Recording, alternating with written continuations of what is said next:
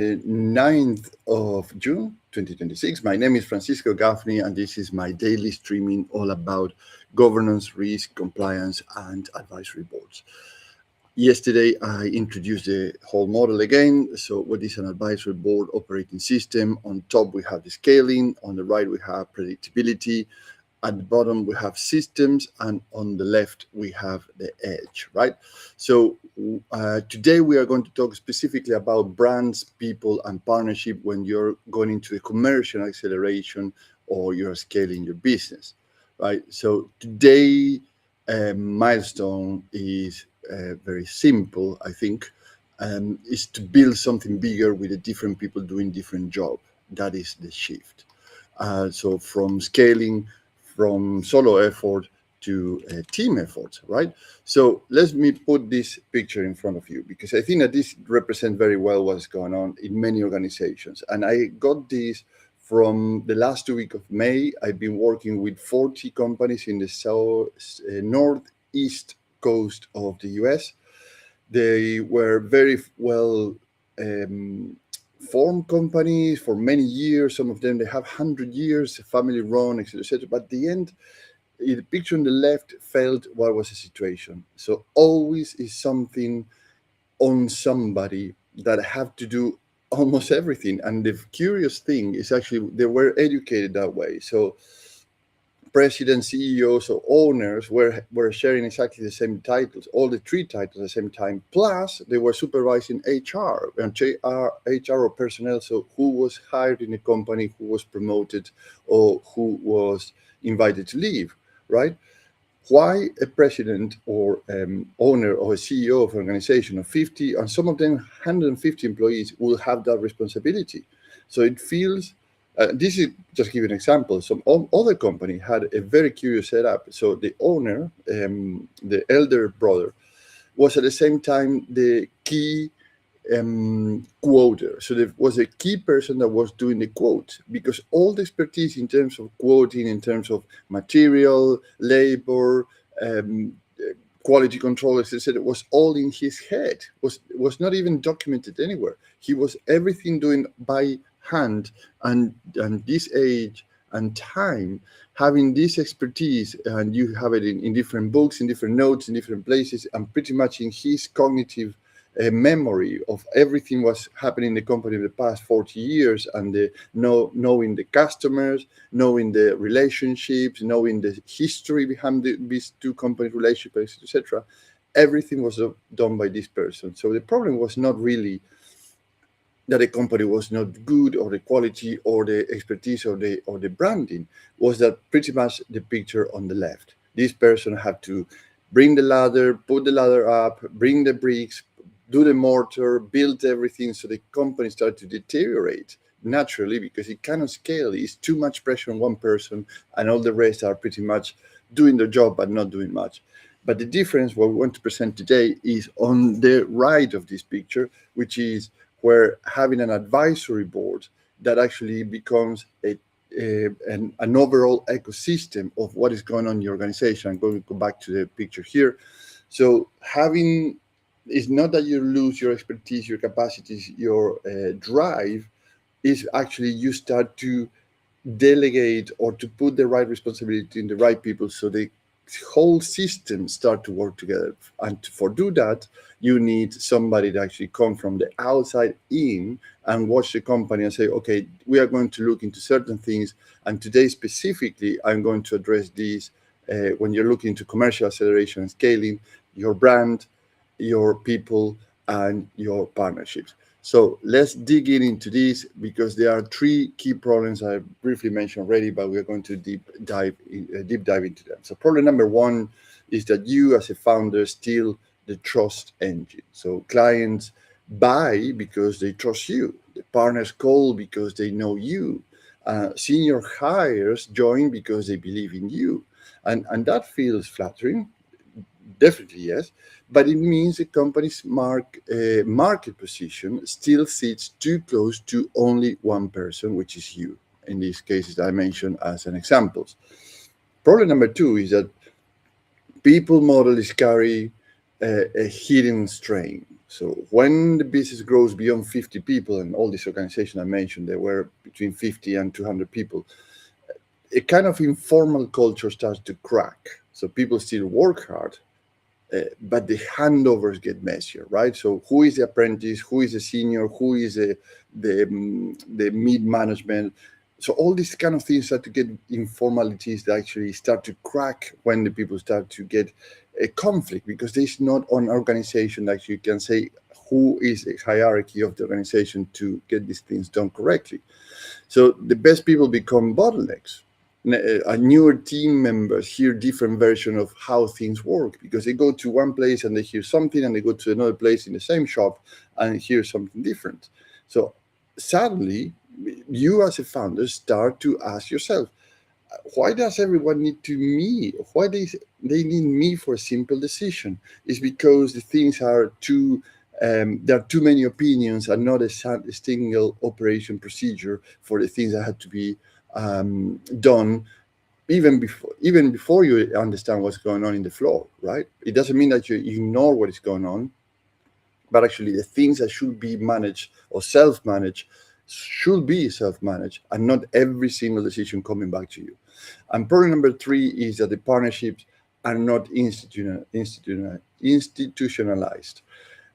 A few key relationship drive revenue, access, referrals, or delivery capacity. Yet the history, the pricing logic, the favors, the risk and decision rules live in personal memory, your memory as a founder.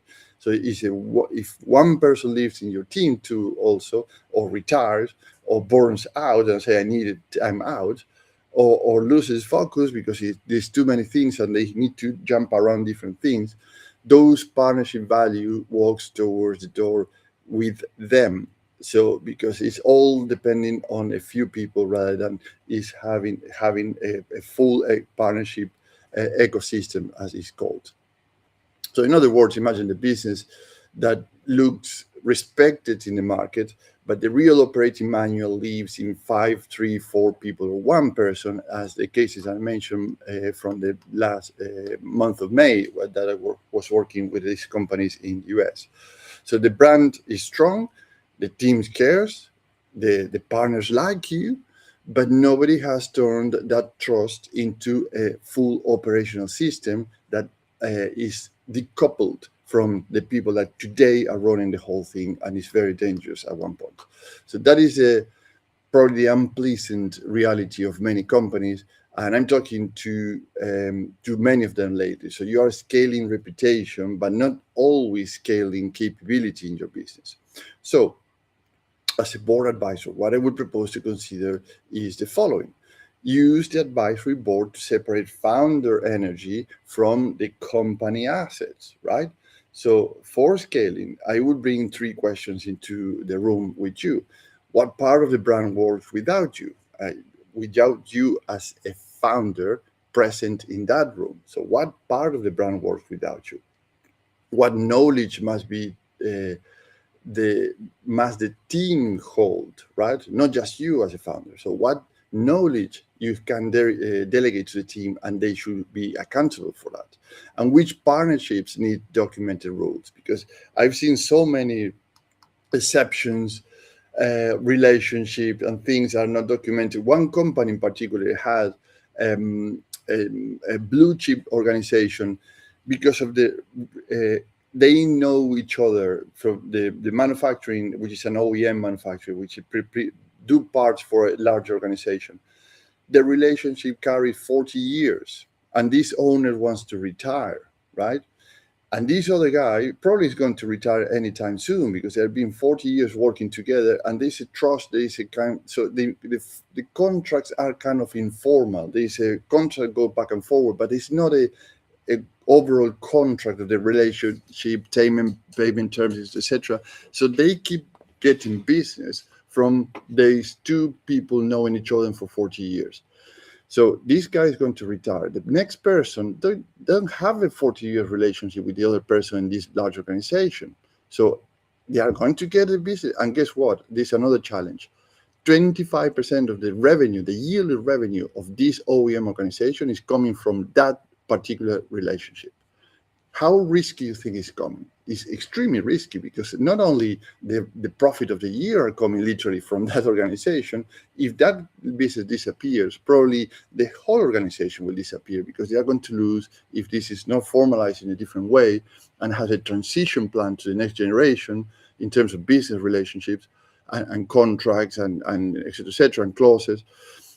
Probably this organization is going to have a very, very bad hit in the coming year or two, when one of these guys retire or both of them retire.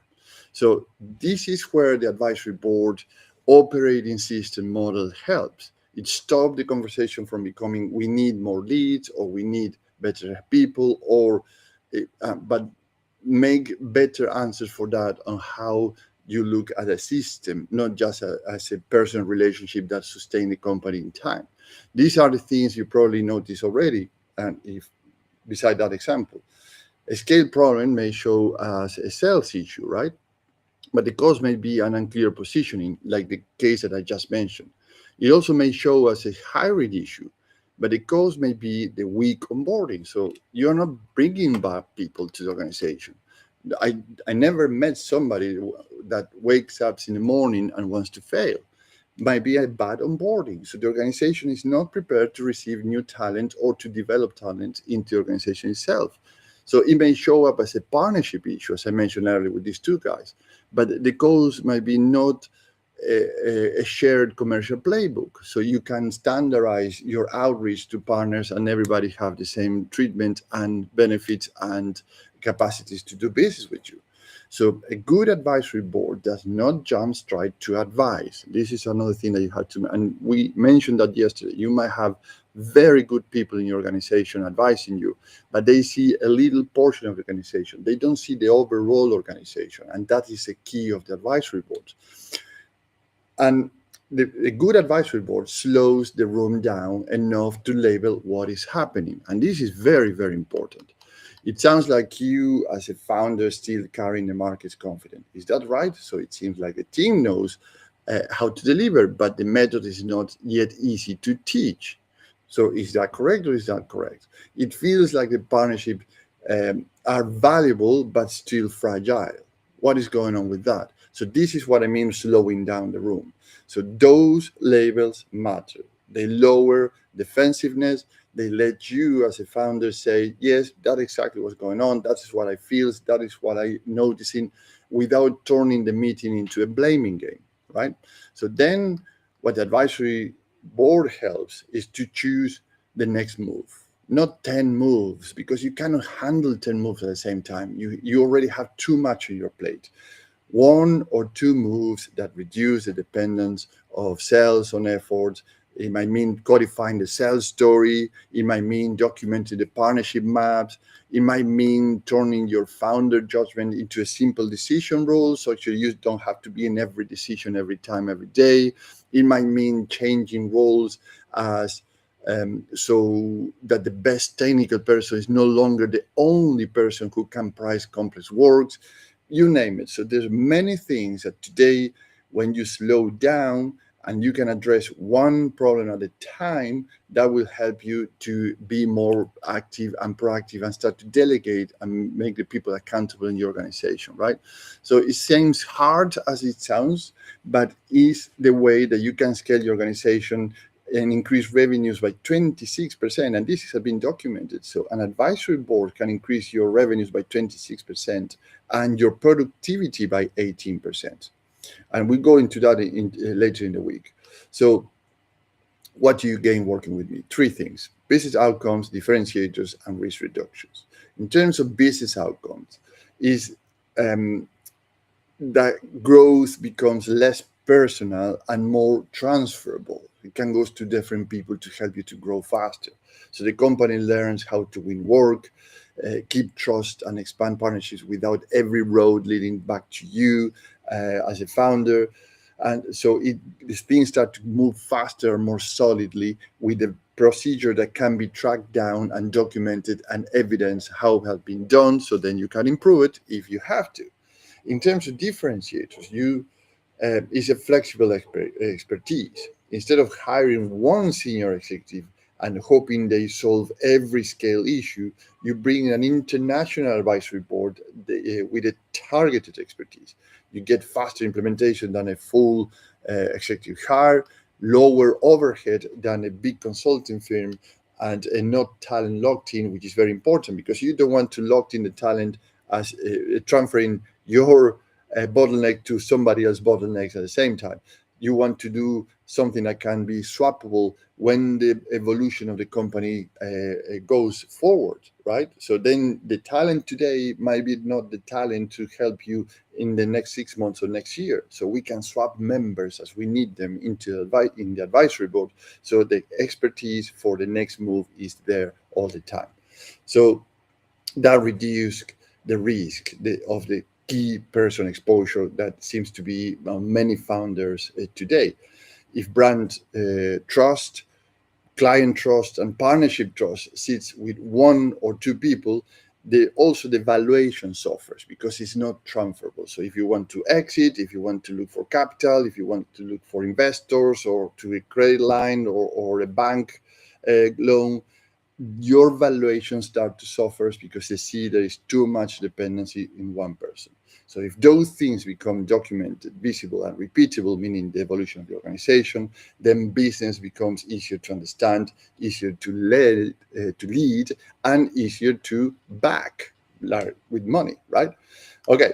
So one thing you can do today and is done in 30 minutes or less, and let me pull the picture here because I'm going to share this image with you, is a very, very easy graph of things that you can do in 30 minutes or less to understand where you're standing. And this question today is your company scalable or you have a scaling issue? So let me explain this. Write down your top 5 relationships that drive commercial value, right? That includes client, partners, introducers, suppliers, or sector allies. So the next to each one, write who owns it, what values create, what risk sits inside it, and what will happen if that relationship owner left tomorrow. Yeah, if they leave, what will happen? So if the answer of any of these grill remains, or any of these relationship means that we will be exposed, then you have found a scale issue in that particular line, right? So it's simple as that. So it's not a very complicated, but actually you can start to think about in terms of, hey, I want to scale. I'm exposed. Do I have gaps? How I can start to fix it? Well, putting things in paper, like a simple paper like this one, can help you to understand where you have exposures or not. So let's pause here today and reconvene tomorrow, because tomorrow I'll move from scale, which is the top of our model, to predictability. Let me pull the model again so you can see it. So tomorrow we are going to move to predictability, which is the partnerships, the revenues, and the assets. And this is very important because actually that will help us to understand how predictable the organization is. So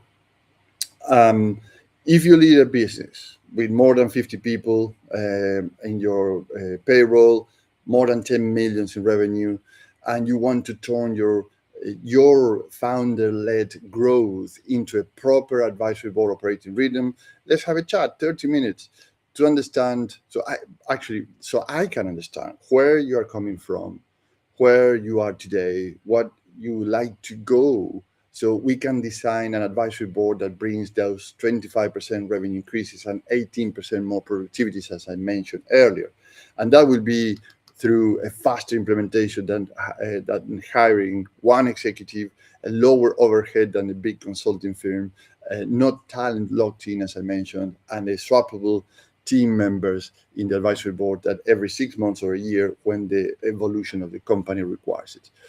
Excellent. Have a great day, and I'll see you tomorrow. Thank you, and bye-bye.